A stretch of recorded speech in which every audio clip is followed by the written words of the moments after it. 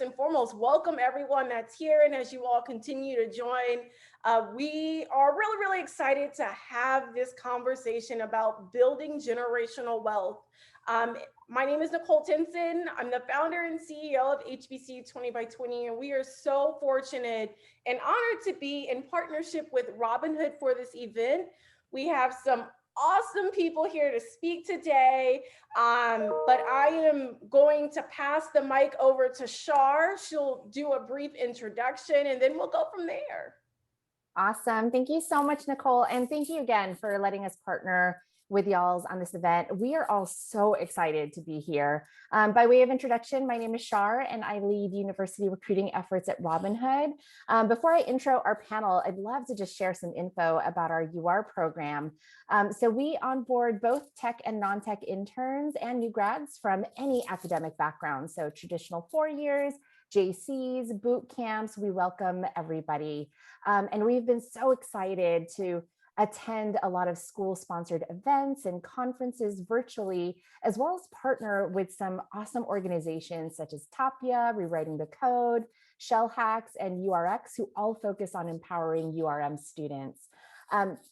As I mentioned, we have a ton of opportunities. We're actually still hiring for interns and new grads across the organization. For some context, we're hiring for back-end, front-end, data, security, infra, customer experience, marketing, legal, and MBA, just to name a few. I think one of the common misconceptions is that you have to have finance experience, and I'm totally here to confirm that you do not, and it is not a requirement to be an intern or new grad here. We'll be dropping a Google form in the chat where you can do a resume drop, and we'll also follow up with intern and new grad ops, as well as our upcoming events, since we're in the middle of spring on-campus recruiting right now. So with that being said, I'd love to pass it on to our panelists. Nikki, would you like to kick things off for us? Alrighty.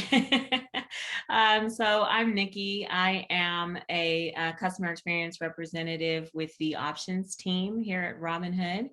I've been here for a little less than a year. I started in June, so I'm, really new to the team here.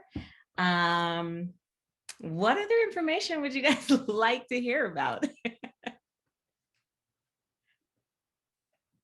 I think that that's more than enough. I know that we're going to get a lot more information out of you for this next hour, so we'll reserve.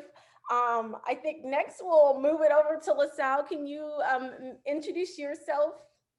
Would love to. Thank you for hosting this. It's such an opportunity to speak to some amazing students, and thank you all for being in school. My name is LaSalle, and I lead the ethics and compliance teams and a couple of other teams here at Robinhood. They call me an OG. That's meaning I've been at Robinhood almost 2 years, starting next month. So I don't say capital OG, maybe lowercase. Super excited to be here with you guys today. Awesome. Thank you, OG LaSalle. I'm not mad. You got the LV initials. That's even cooler. Isaiah, how are you doing today? Can you tell us a little bit more about who you are and what you do? Yeah, absolutely. Again, thank everyone for coming. My name is Isaiah Haynes. I've been with Robinhood for a little over a year now, started in December 2019. Been in financial services. This is going on my 8th year. I remember because it coincides with my anniversary, which is today. I may or may not have forgotten, but I blamed it on the pandemic and the fact that all the days are blending together. So I've gotten a little grace from my wife. So we'll see how that goes later on. But I work in the customer experience team as well. So I've been enjoying the time of taking my experience and helping to scale up and really be able to service our customers here. So looking forward to speaking with you all today. Awesome. And I hope you don't get into too much trouble. I know that I'm one of those people when anniversaries come, I'm like, where's my gift? I've been leaning on my kids to show a lot of love. Have them make dinner and bring it to her in bed. That might work.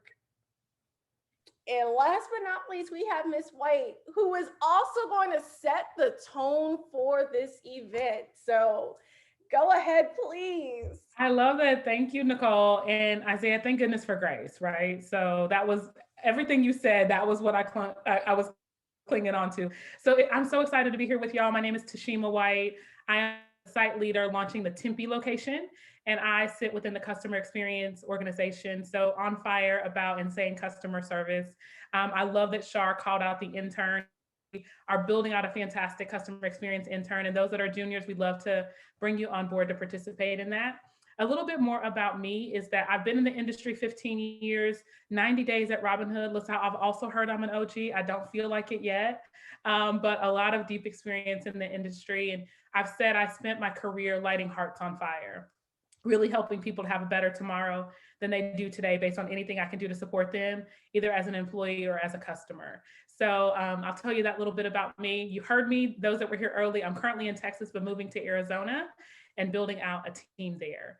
I have spent my career in sales, advice, service, and planning, so all different facets of the financial services industry, and I'd be happy to have a conversation with anybody about any of that. And Nicole's right, I wanted to set the tone. I wanted to kind of share with y'all our thoughts around being here with you today. We really want to share more about Robinhood, who we are, our mission, what we're doing to support customers these days. We want to share with you our insights on the industry and things along those lines. We want to make sure that you all have deep understanding, or at least maybe we light your heart on fire about wealth. And I know that's one of the key topics today. But I always want to be really clear. I say you care about people, you tell them the truth. And so I want to make sure that we share with y'all that we're at a place where we don't give advice, right? So we're not going to give you any hot stock tips. We're not going to be able to delve into that with y'all during this call. So if we see some of those questions chat and you don't get a response, it's really to make sure that we're doing the right thing by you all, because we'd have to have more of a comprehensive understanding of your situation to be able to do that. And then also by our company, because that's not a lane that we're swimming in yet. And then the last thing that I'll share is that Robinhood is a hot topic. There's a lot of buzz and recent events that are going on. We want to make sure we give you good resources to be able to get educated on some of those things that are happening at Robinhood. So what you'll see from us is, if one of those questions comes in, is we'll point you to some resources, blog posts, and kind of Robinhood perspective that would be appropriate to answer those questions where we can. But we wanted to be sure to share with you. That's not what we're here for today. That's not where we'll spend a lot of time. So Nicole, I hope I did an okay job of setting the tone, but we wanted to kind of carve out where our passion is and what we want to do with y'all today. You're on mute, And Nicole. Thank you. There we go. That's that 2020 thing feeding into 2021. I was going to say you did much more of an eloquent job of explaining that than I would have, because I'm going to summarize it. Don't ask about what you think you might want to ask. Let's just ride the conversation and where we are. And really, as everyone has mentioned, we want this to be a really robust and fun and engaging conversation where you're walking away with resources, you're understanding how you can build that generational wealth and how you may be able to do that by working at Robinhood, for example, and maybe you'll be an OG after a year or two, too. So with that being said, we're going to hop right on in, and this is going to be a free conversation. Whoever feels comfortable hopping in and answering the questions, please go ahead and do so. So that being said, the first question is, and it's pretty blunt, but what is it like to be Black at Robinhood? I know that diversity in tech is also something that's very buzzworthy, and everyone's like, what is it like for Black people within certain contexts at different companies? But what is it like to be Black at Robinhood? And to be honest, this is the first HBCU 20x20 conversation where we've had a really, really Black panel. So who wants to take that first? Because we're really, really excited about this one. I could dive in just to share my experience coming from different brokers and then coming to work at Robinhood. So the best way, when I was thinking about this question of how I could simply, phrase it, is just acceptance. I'm able to walk into the room and be accepted as who I am, versus feeling like I need to make others comfortable while I'm in that space, which is really like a breath of fresh air for me. My appearance, as you can see, is accepted as is. I don't even from day one, It wasn't a situation where I was questioned for, how I looked or my appearance. It was really just a matter of me being able to be productive and show that I'm able to get the job done. So Robinhood really stands out to me in that regard. Thank you. Isaiah, I love that. The first thought that came to my mind, Nicole, when you asked the question is, my answer was right. It just feels right to be Black at Robinhood. First I'll say, to paint a little bit of a picture, the financial services industry, which is where I spent my career, I have been the minority in every room that I've been in, right? Whether that be for being younger or a woman or Black or all three. And so in making my decision to come to Robinhood, it was right on the end, or I would say as things were heating up in the social unrest last year. And I spent a lot of time in my interview process asking leaders across the firm, including head of HR and our COO, what were their thoughts and how were they getting behind diversity, inclusion, and belonging at Robinhood. And so it was fantastic for them, that conversation. And on the flip side, actually being here, being brought into some conversations. Robinhood is a place that operates with a lot of heart and a lot of compassion and a lot of conviction around diversity, equity, and belonging. And so the short answer is, I think it just feels right. Tashima, I love that answer. I'll just jump in. I remember when my first day starting, and I always like to share stories. Employees ran up to me. There was only like 280 to 300 employees there, and the Black employees just reached out to me and they said, "Hey, we need to start a Black Excellence employee resource group." And we whiteboarded it and we started it, and the company embraced it, gave us lots of money. And I think that the proof positive came back, as Tashima mentioned, when the George Floyd incident actually happened. What I watched happen at Robinhood is the senior leaders came to our Black Excellence employee resource group and said, "What should we do? And how can we help? How can we be there for you?" Not only were we the first organization that said Black Lives Matter, but we also donated money. And then we had a town hall where almost, I think 85% of the employees came, and we had honest conversation and created a safe space for us to talk. And it was just amazing because, like Tashima, I've been in the industry 20 years, worked at 5 other companies, and I'm usually the pepper in a sea of salt. But it was nice that I am LaSalle and not a critical hire, and Robinhood embraces who I am, my culture, and I can be myself here. So that's my response to your question. I'm definitely going to echo a lot of those responses as well, especially, in regard to being the only one and having that common experience, business after business, place after place, school, and being, the one in the room. And, I've come from a previous brokerage, and the way that Robinhood treats the Black Excellence Group, which has a really strong presence here. There's definitely a difference that I have experienced with, working with my managers on participation and, just wanting to, dive into the group, wanting to, try to be part of planning and organization, and also, participating in events. And, places that I've come from before, if either it wasn't there and, I had to make that group, and we're talking about companies that have already been around, right, for years and years and years and years. Or, having that difference between, the company saying, this is important to our culture, this is important to us, and we want you to, participate in this, but then, running against the backlash of, well, we don't really have time for you to take time out to participate in this. And we need you to find a way to do all of this on your free time outside of work time.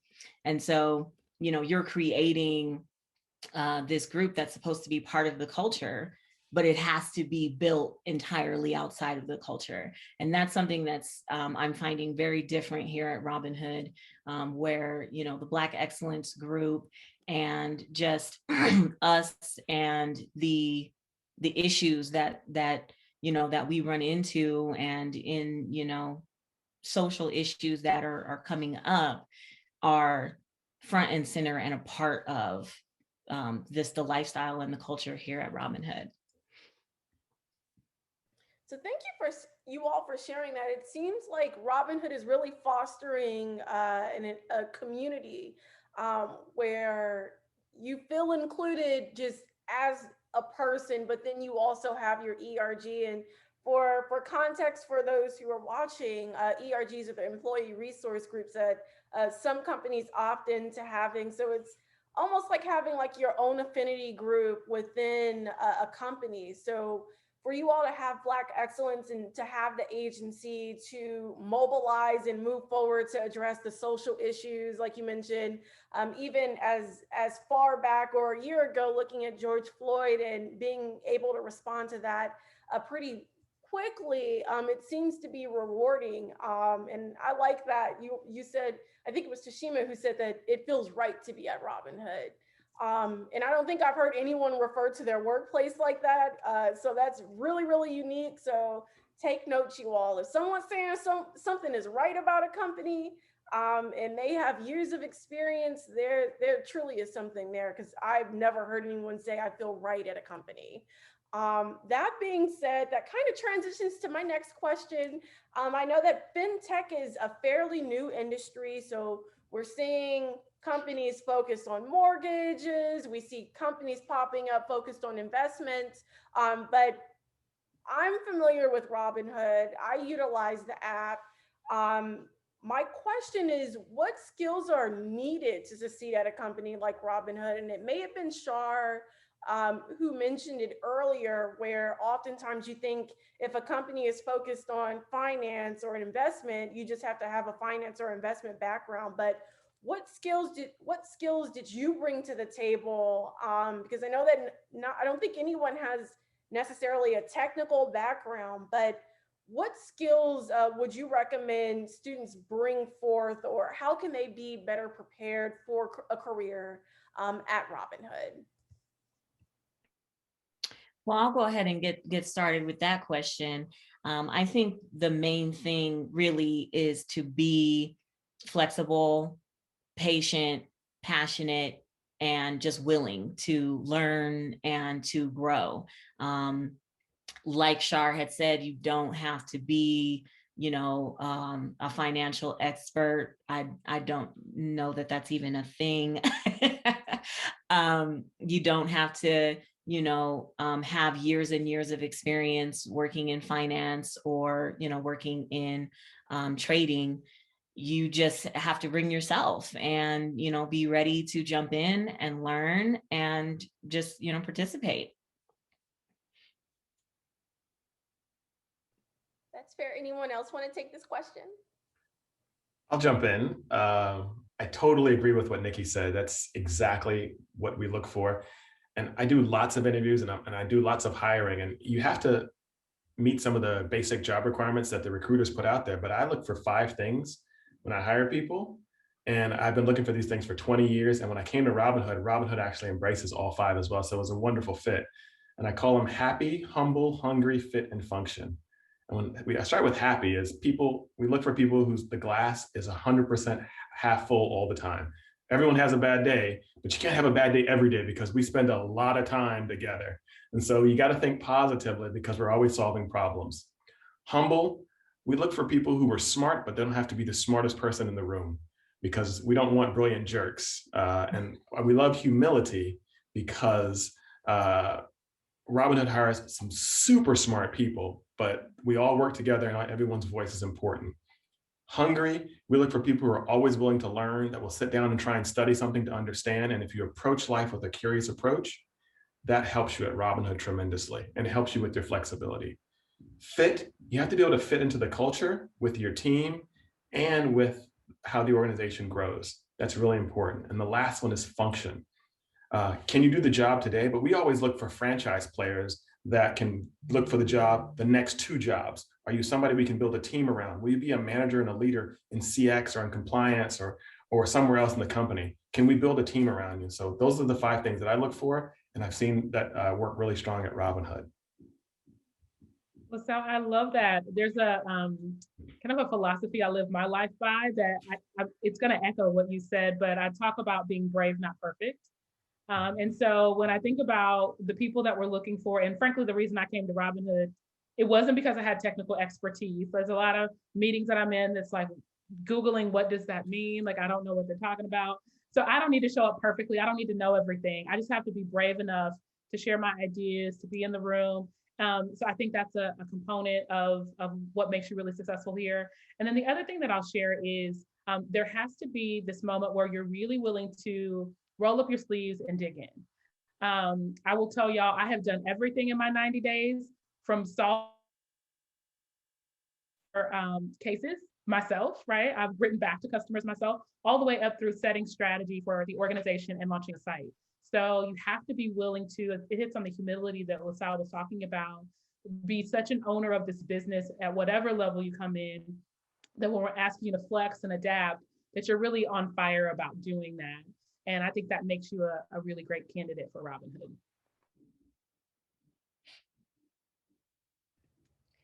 Those are really, really great points. I think that even just in everyday life, being able to embody a lot of those characteristics and attributes help out a lot. I think that it's key. So make sure you all, I think that oftentimes we think about those hard skills that we need. It sounds like those soft skills really matter as well. So being able to be flexible, being able to be a part of a team and build and work with people who are either smarter than you or people who are attaining to get to the level where you are, but really being able to coexist with people to really get things done.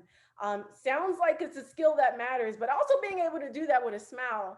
And I will say, this is probably like my fourth or fifth conversation with someone at Robinhood, and I promise you, I haven't come across anyone that's been upset or you know, like it's another day at work. It seems like everyone really loves working at Robinhood, and those are the skills that they say you need. So take note, because you could be at Robinhood next. So my next question is, I know that we're in the middle of Black History Month. I know that next week is like the last week, but I know how important building generational wealth is.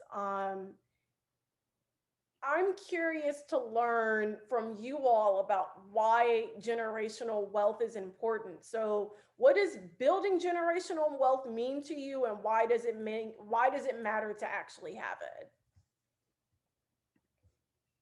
I love the question, Nicole. I'll jump in first. I think about my own journey. My mom was a single mom. She was a nurse. And I grew up with this kind of philosophy around me that you can't take it with you. And so it was all about what mom had give to us for that week. As long as it got us through that the next week when she got paid, we were happy. We felt like we were doing something really great. But I watched her as a teenage girl where there would be something unexpected that would come up and it would throw a wrinkle in the whole plan, right? And so as time went on, and I got a finance degree from Indiana University, eventually stepped into the industry, I realized that there was another way. And on the other side of that, there wasn't a specific dollar amount that I was saving for. It was the feeling of financial freedom that I was choosing. And I really wanted to make sure that for me, if a bill popped up, a medical expense, or something happened to my car, that I wasn't scrambling or maxing out a credit card to be able to take care of that. Or if a family member of mine needed something really critical, that I could step in without having to jeopardize being able to feed my own children to be able to help out. So that's what I'm also always chasing, is financial freedom. And then on the other side of that, I want to make sure that as my children come up, and their children and the children beyond them, that they have this sense of financial freedom. I don't have a desire to be rich in the way that some people think of, but I do have a desire to educate myself, to be disciplined, and to really set myself up for success, to have financial freedom for myself, and then build a legacy, is the way that I think about it, of financial freedom for the generations that follow me. And as you know, it's my children, it's my nieces and nephews, it's my brother and sister. I want us all to understand that this philosophy that you can't take it with you is absolutely true, but you can leave it for the people that you love and care about to make sure they have the life that that you want them to have, from a financial perspective. Because the truth is, money is power in a lot of ways. And while you don't have to have these lofty goals of what you want to have materialistically, having that peace of mind is something that is invaluable to me. And I would just add to just to echo, when I think about this, what comes to mind is creating stability and security for myself, but also for future generations.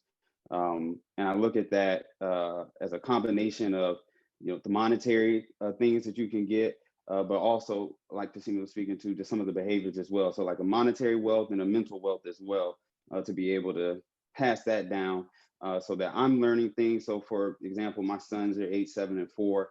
They're understanding how to balance, their allowance of the things that they have now, so they can be prepared throughout the week. So they're not growing with the behaviors that I witnessed, and little things would come up, and it would throw a ripple in the lake, if you will, and things would just, you would see it. I would see it as my parents trying to struggle to keep up, and they balanced it well. But I know that, especially as Tashima was saying, there's another way to go about doing that. So I make sure that, and when I'm going through my journey now, I'm exposing my children as much as possible, and teaching up to my parents, telling them things they may not have known, but then expanding laterally as well to all my friends who I grew up with in the neighborhood. And I'm telling them, like, bro, you need to do it like this. We should be doing this. You don't need to go out every single night. We can stay home and save. And these are things we can do. We can plan, we can prepare, and be ready for these things that come up. So I think it's a combination of those things, being aware of that, again, just what it is that you want to pass down. And I always jokingly say, I don't want to pass down a trust fund and trauma. I want to make sure I set up myself to have some monetary wealth, but also the mental wealth as well, which means passing down the knowledge, the behaviors, to be able to take the assets that we gain right now for future generations to build upon. I definitely would like to build on that. Like Tashima, I don't want to jump on your story, but it just resonates so much with me, having the same sort of upbringing, having a single mother. And when I was a child, I was very aware of a lack of funds coming in versus what needed to be going out. And, the struggle was real. And, I find myself battling sometimes with, friends and family with that notion that you can't take it with you. Well, but you need to leave it here for certain others, like there's still a necessity to, to build and to grow. And yes, you want to enjoy your life and, and be able to have that financial freedom, but it's really important for us. And I don't just think of it in terms of my own family, because that's something that, I've worked with them on, but also as a community, I think that that's one of the most important things that we are looking at right now, is needing to build an economic base of wealth within the Black community to, really have a stronger economic foothold in this capital society that we occupy. And I think that, as you have a stronger economic base, money doesn't buy happiness, but it does buy a lot of things that help with that, right? And also just buy happiness. I'm sorry, I didn't mean that. not at all. But yes, also, a base of power and a stronger voice in the things that are happening in basically the economic world that are affecting us. Having a stronger economic base is going to help us with being able to be more of decision makers in that regard. Definitely. Nicole, is there time for me to jump in and respond to this one? Of course, I want to hear what you have to say. Well, thank you so much. I got to say that I am so inspired by listening to Isaiah and Tashima and Nikki's stories. I mean, they really motivated me. They reminded me of my younger days when I was a wealth manager and I managed money for professional athletes and very wealthy families. And I was always interested in money, but I really wanted to really work with the wealthy because I want to understand what were their secrets and what could I learn. And I remember one time these clients came into my office, a little older couple, and they wanted to review their finances and talk about their wealth. And they had about $25 to $30 million invested with me. And so they come in, they're older, and they sit down, and the lady says, and I'm going to use her voice, she's like, "John, is this one of yours?" And I'm like, "One of your what?" And she's like, "Oh, we build buildings." And he looked up, he goes, "Yeah, I built this building." And so they walked me over to the window and they built this building and the building next to it. And so I was just blown away at just the access that they had. And so they, instead of reviewing their investments, they wanted to talk about, they said, "Would you look at our budget over last year and next year?"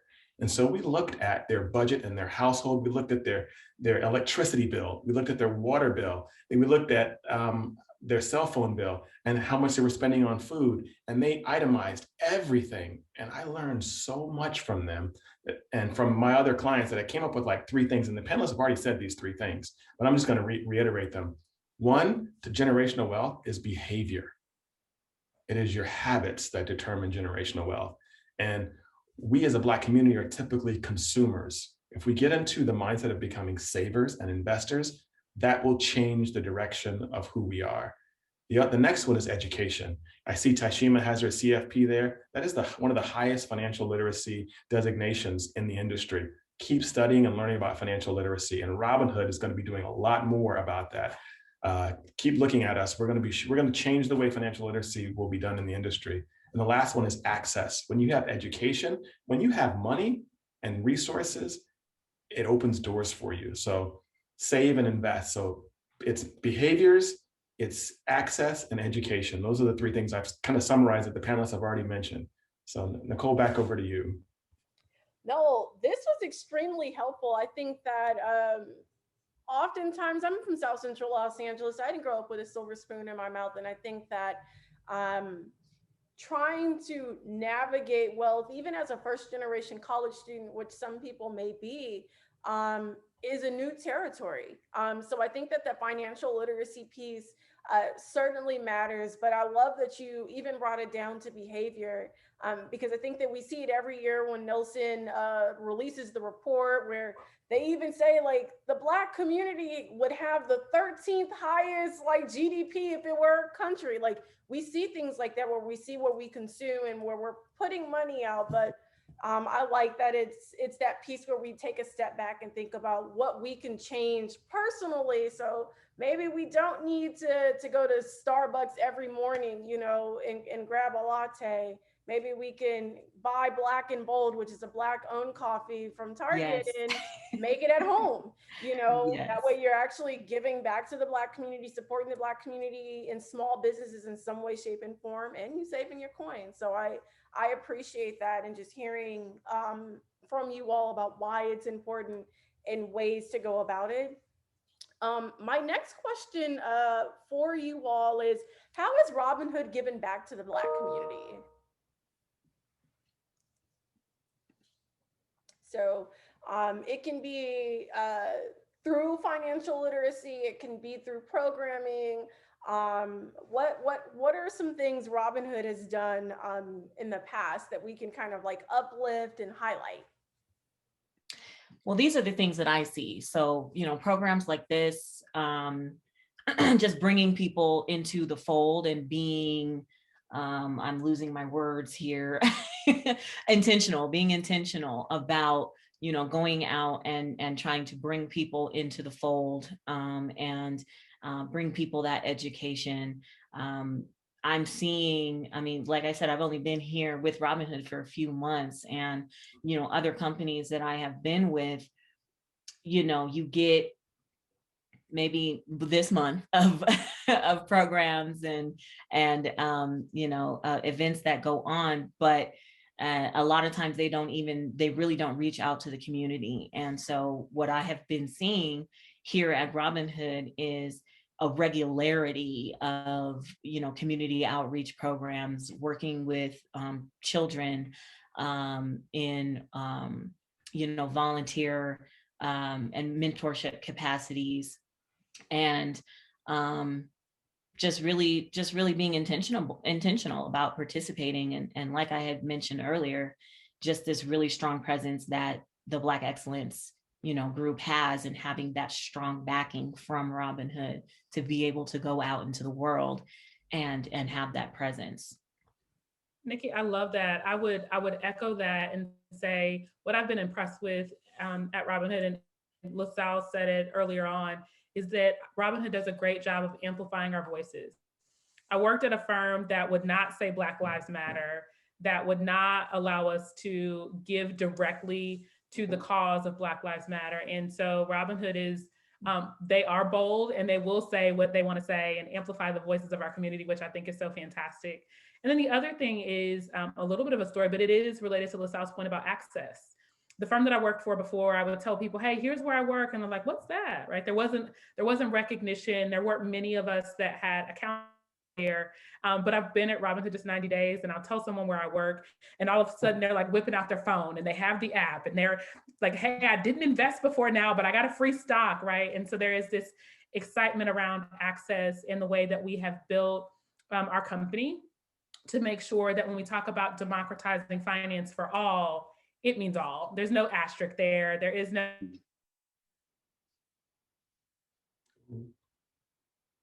want to make sure markets. And so I think that has been a huge way that we as a community benefit from a company like Robinhood. I would jump in, Tashima. I love the energy I feel here. Robinhood, as we mentioned, we've made a huge donation after the unfortunate murder of George Floyd. We've done some junior achievement training. We've supported Afrotech, where it supports Blacks in tech, and we've sponsored those.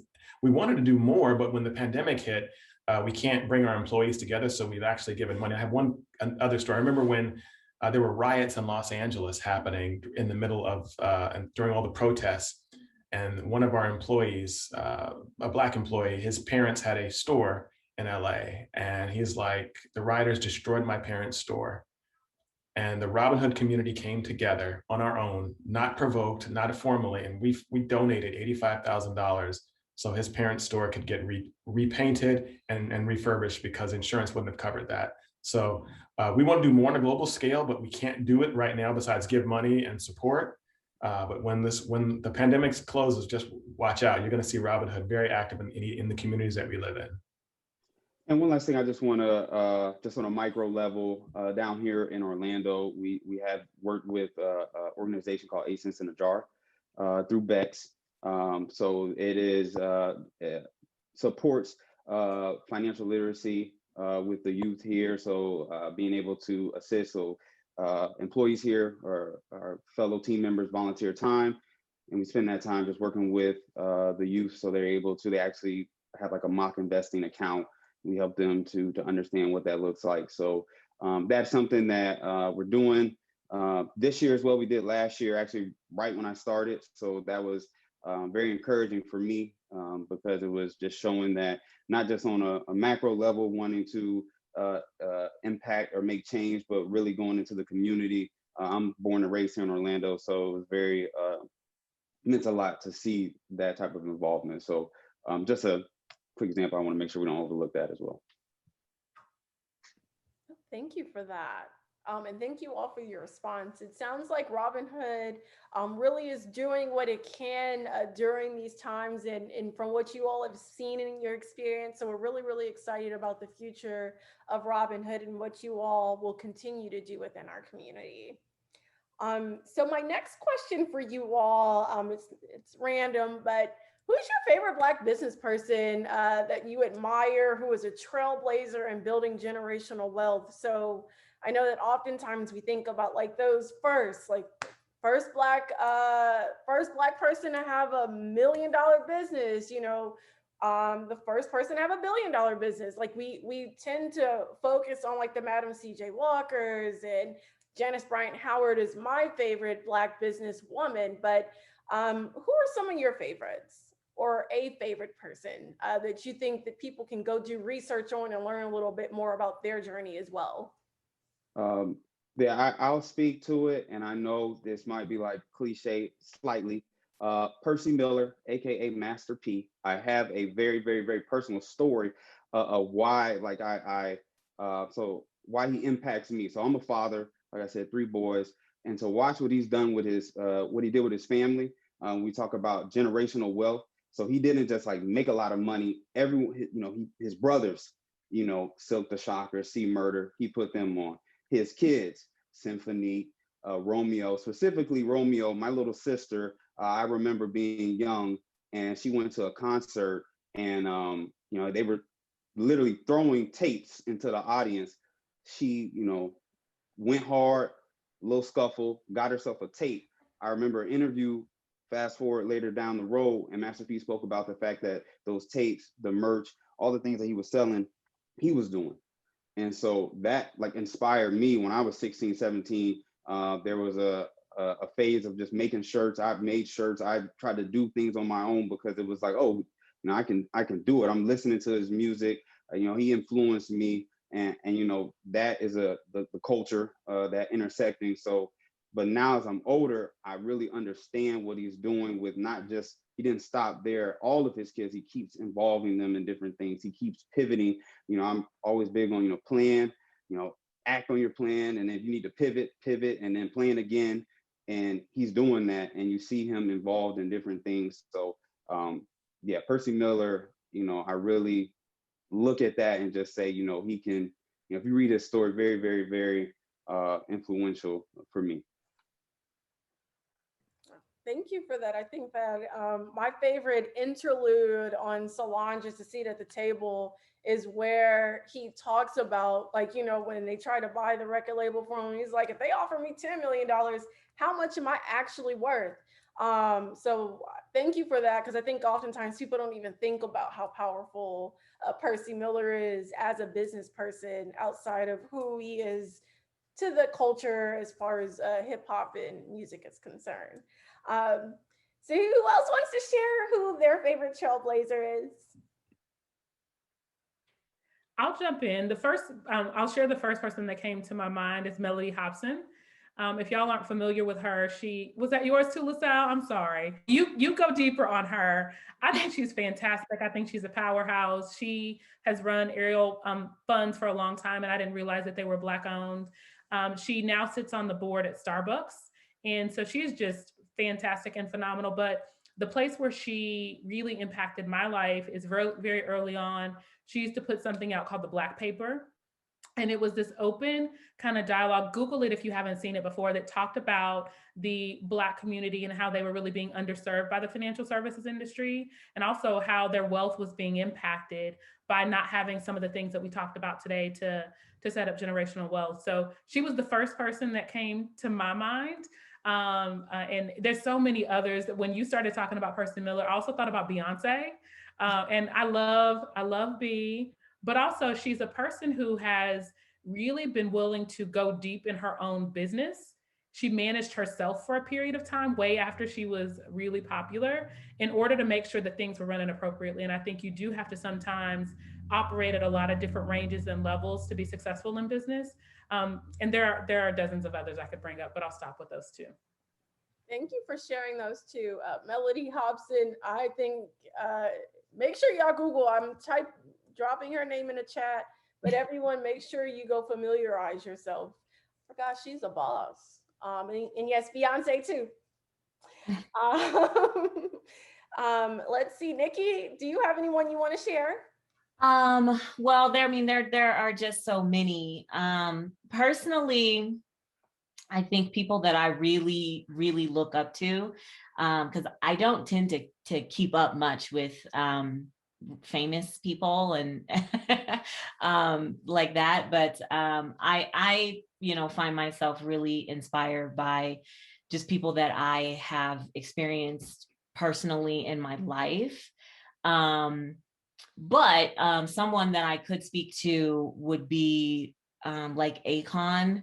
I really appreciate those kind of Black business people, entrepreneurs who are going out into, you know, underserved communities, like the way that he is, you know, out in, you know, areas in Africa, literally building communities and, you know, building infrastructure. And he's also been working for a while, but, you know, working on some cryptocurrency situations, you know, and trying to expand that base of wealth and just open up that space. So, you know, I always really, you know, appreciate seeing people like that who not only are, you know, building for themselves and building for, you know, their families, but are, you know, spreading that wealth and showing, giving that kind of an example, which I think is something that we really need within our community, is that, you know, building that community wealth. Thank you for sharing that. I think that oftentimes when you think about like Akon, he's like one of those people who really is an innovator and really trying to shape and change the landscape of what it means for us to not only be sustained, so sustainability, but then also thinking about what growth means. So Akon is one of those people I think I even knew about, but didn't even think about him as a trailblazer. But that's exactly what he is by definition. So that, thank you for sharing that. And then LaSalle, I think that it's you. We're waiting for your response. You're next. Well, Taishima had Melody, so that's a +1 there. My number 2 is someone you may not know, but I know her well. She actually founded a coding dojo that teaches young Black kids how to code, and all the way from scratch to HTML. And it was actually one of the largest coding dojos when we lived in Texas. So much so that the founder of Coder Dojo flew in from Ireland. He was like, "How are you having 165 kids doing this?" She's been running it for 5 years, and she's helping kids to learn how to code and giving them access. And that person's actually Nicole Vaughn. That's my wife. She's phenomenal. She's passionate about it. I'm watching kids who've never seen coding language learning to write code, actually learning how to program Alexa. And it's just phenomenal that, so she's one of my heroes. And she's not my number 2, she's my number 1, but you asked for a popular person, but that's why. Thank you, Taishima, for allowing me to be able to talk about Nicole Vaughn. So check her out, Coder Dojo. I need an application to that class. Hey, she don't have to be famous, but it's nice to know Nicole Vaughn out there doing it. So I might have to find her on LinkedIn and connect as well. But thank you all for sharing that. That was fun. Just hearing that. So I know that we're running short on time, and I know that there are quite a few questions in the Q&A. So I'm gonna start asking where I see them.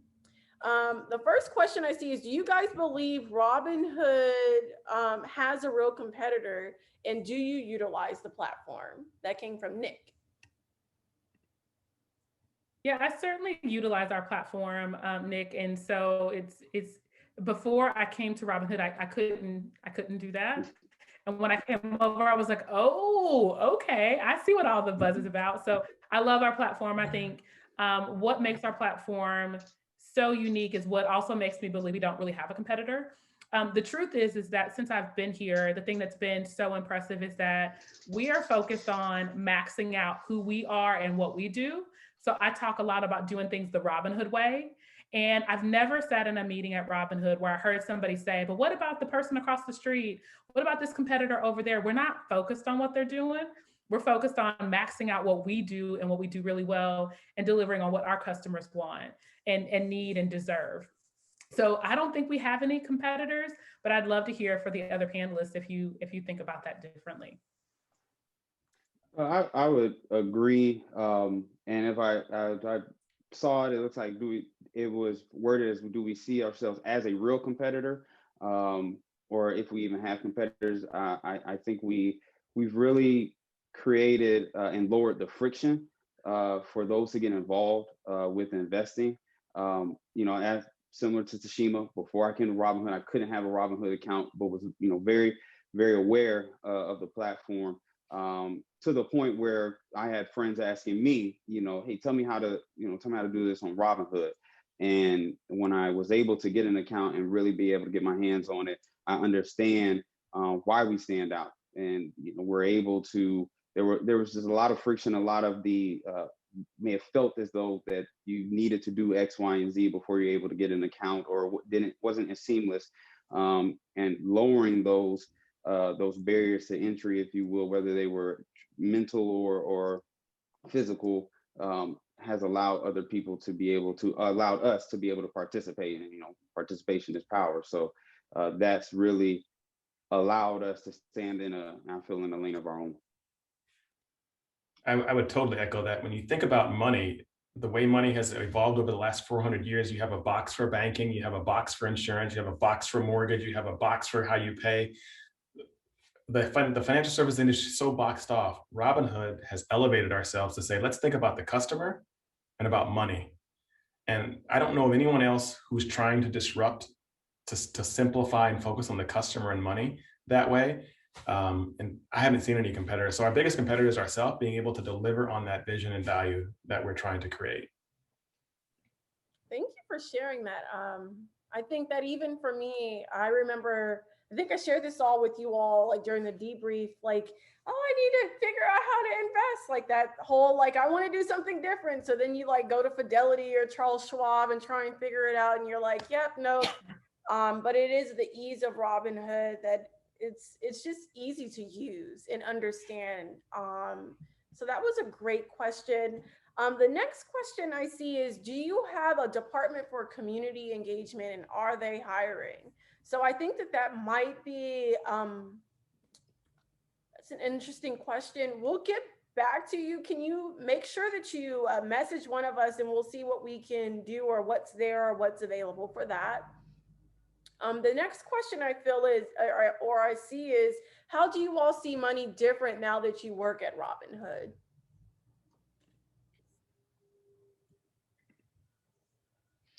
I don't know that I do, Nicole. I'll share that once I joined the industry, I saw money different, and I talked a little bit about the ahas for me and how to build generational wealth. If I'm being super transparent, I also realized what I thought was a lot of money wasn't a lot of money. I think that part of that is just maturing. But I remember, I have an account that I'm working with, and it's a couple, tens of thousands. And I'm like, oh my gosh, I don't want to make a mistake, back when I was an individual contributor. And then as time goes on, you realize there are just some regular people out here that have been super disciplined and super thoughtful and have planned, that have a lot of money. And they didn't do anything heroic to get it. I'll share a quick story. One of the best moments of my career, I had a customer come in. I was a financial consultant at the time. And she sat down, she said, hey, I think I'm ready to retire, but I just need you to validate that for me. And I'm like, okay, great. So we're running some numbers, and she brought some account statements, and I run a plan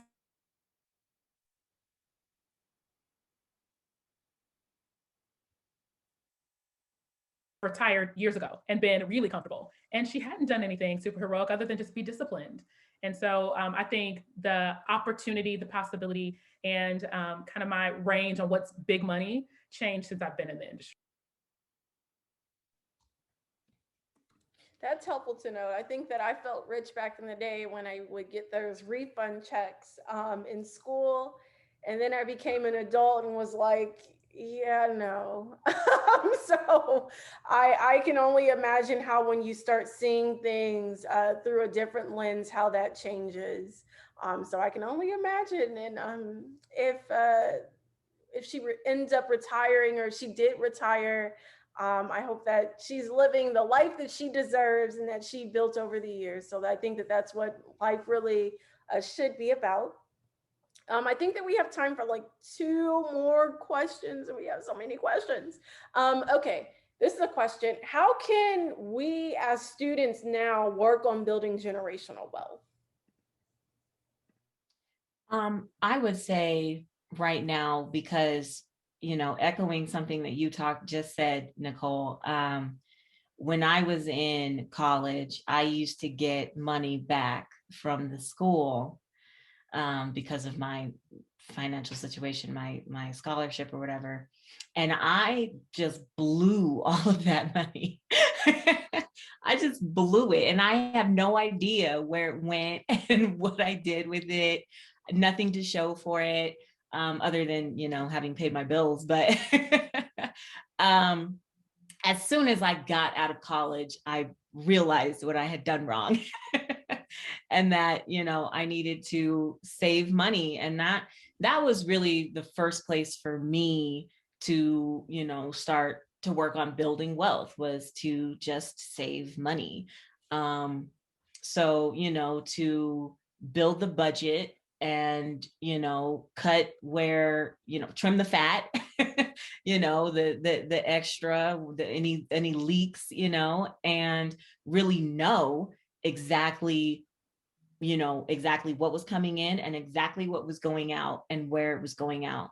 And over my career, I worked for a long time in sales. I found that was one of the biggest problems that, people had when they were in a position trying to make a purchase that was, the situation was difficult because they didn't know, how much money exactly was coming in and how much money exactly was going out and where.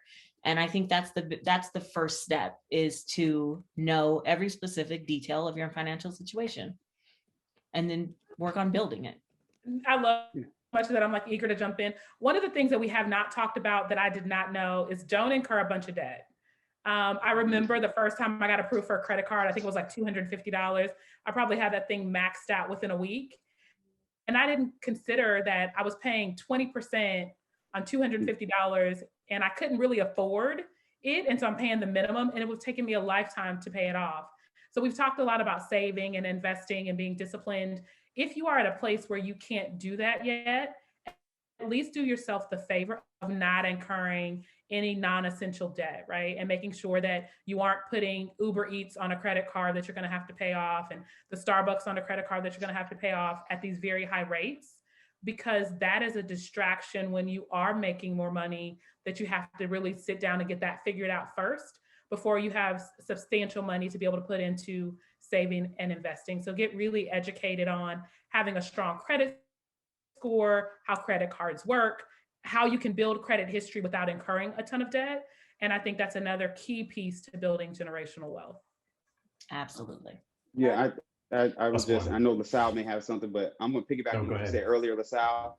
Habits and education, where you're at right now as a student. We've all been students. It's going to be tough to, exactly as Sashimi was saying, you may not be able to save as much, but you can definitely build solid habits, and you can definitely learn.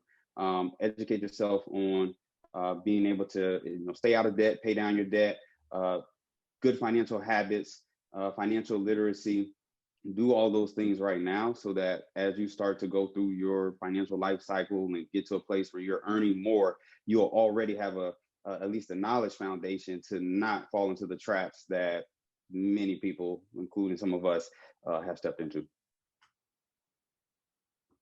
I just want to say, you can save. Like, I honestly don't too much care what your financial situation is. You can save. Get a piggy bank, get a can, put your change in it. If you've only got $1, you don't need to spend it. Just put it in the in the piggy bank, put it in the can. It builds up, and it builds up quickly. And as that small amount builds up, you're able to then start putting away more, because you've got more aside, you've got more security. So you can save. If you start with a penny, start with a penny. That's totally fine. Thank you all for that piece of advice. I think that oftentimes we don't even think about what we can be doing. And for the students out there, take all that advice, apply for those scholarships. A lot of the extra money I had in undergrad came from extra scholarship money that I applied for. So that's a hustle. Like it's a hustle, and it's a great stepping stool for you to figure out how you can build generational wealth now, just by utilizing an extra $2,000 per semester that you may get. So look at it that way and go after it. And like Tashima said, don't get in debt, because I had a very similar story. $5,000 credit card limit. Why they gave a 18-year-old a credit card, I don't know. But when my mom got the bill, she was so confused because it was all gone. Like in 2 months. So I completely get it. I know that we're at time, so I just wanted to see if you all had any final words or last thoughts that you would like to impart on our audience before we log out. I would just say thank you. You could have been anywhere right now for the last hour, and you invested in yourself, and you were curious about Robinhood enough to come listen to what we had to say. So I just want to say thank you for being a highlight for my day. And to my co-panelists, y'all are fantastic and dynamic, and thank y'all too. I'm just going to piggyback off of that. Absolutely. Yes. Thank you all for being here.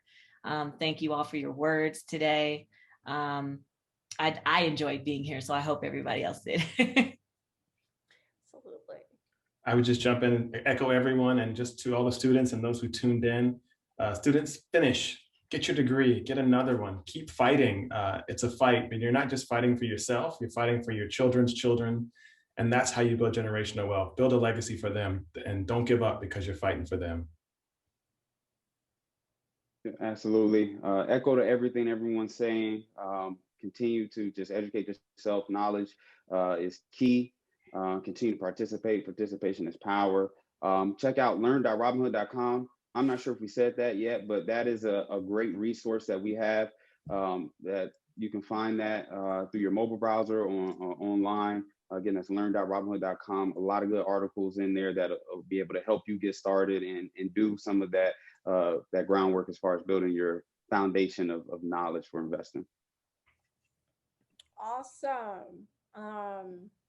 So with that being said, thank you to our panelists for joining us. Robinhood has plenty of opportunities. It seems like the place to be at. If I wasn't at HBCU 20x20, I might be figuring out how to join y'all. But this has been great. We really, really appreciate everyone who's tuned in. And for those who are watching the recorded version of this, if you have any questions, please feel free to reach out to HBCU 20x20. I'm not sure if the panelists are willing to be connected with on LinkedIn, but their names are underneath there. Send them an invite. It doesn't hurt. You never know what might happen. But build your network, stay focused, and figure out how you can build that generational wealth. Thank you all so much again. And thank you, Hannah, for working with HBCU 20x20 to bring this to life. That being said, I hope everyone continues to enjoy their Black History Month. Take advantage of as many opportunities that are out there as possible. And don't forget to apply for an opportunity with Robinhood. They hiring y'all. So take care, everyone. And bye. Thank you.